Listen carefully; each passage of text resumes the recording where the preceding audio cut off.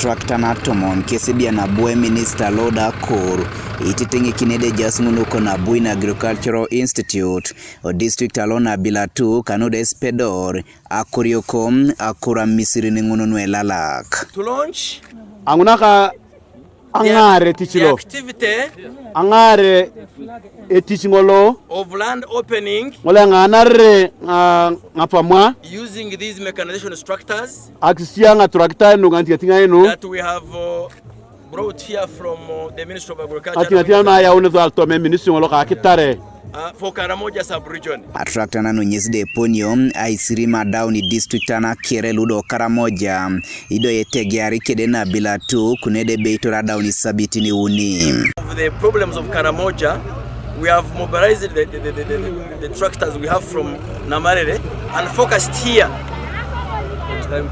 in this time for the season. When they finish here, they will go to another district and want to keep doing this per season. So that there is intensive activity in Karamoja to ensure that during time of harvest, there is reasonable harvest for the population. Akurioko lukes de pota ipagisa Aturakitan no otmano bei lode beite ngare nok ebo ikino sote da chamanare iponelo ikapun. Come up with a system of tractor hire that the local community should be able to use at a subsidized rate. And in order to create impact, we have agreed that we have to keep this tractor as a unit for big interventions. In the past, we have scattered so small that even our impact will not be realized. What we are also doing is to research into understanding how we can lower cost, yet we are efficient.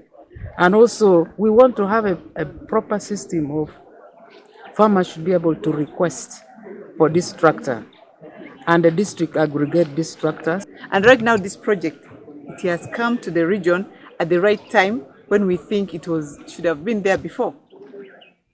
We launched the tractor program today. I want to thank the ministry, first of all, Ministry of Agriculture, for accepting this, because this was an initiative by the members of parliament, and then it was taken up, the idea was taken up by General Salim Saleh, the operation with creation. In areas where land is owned individually, you attach it to a person and then the people put in fuel. But here, it's a communal arrangement. Ida kuriokonyeza pone lepe anyunebe itojo karete Aitosomao loda Aturakitan no anoingaraki na kurinya mata luda ispedoreta petorete ya neo tomano Karamoja. I want to tell the people of Karamoja, let us embrace this program. It will ensure that we have sustainable programs in terms of food security in the region. Because even me as a Minister of Disaster, I will not be now addressing food security issues. I will be addressing emergency issues. Because right now the food is going to be there. So the OWC is preparing to ensure that we will also provide quality seeds to these farmers who are going to open their land. So we are opening the land. We are beginning with the Blatuk district.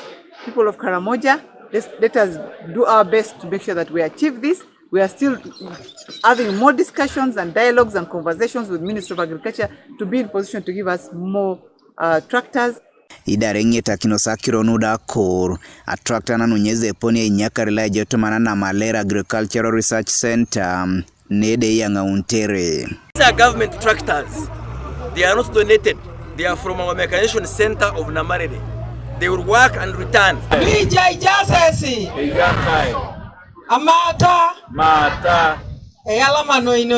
Godfred Eyokum, TV East na Bilatuk.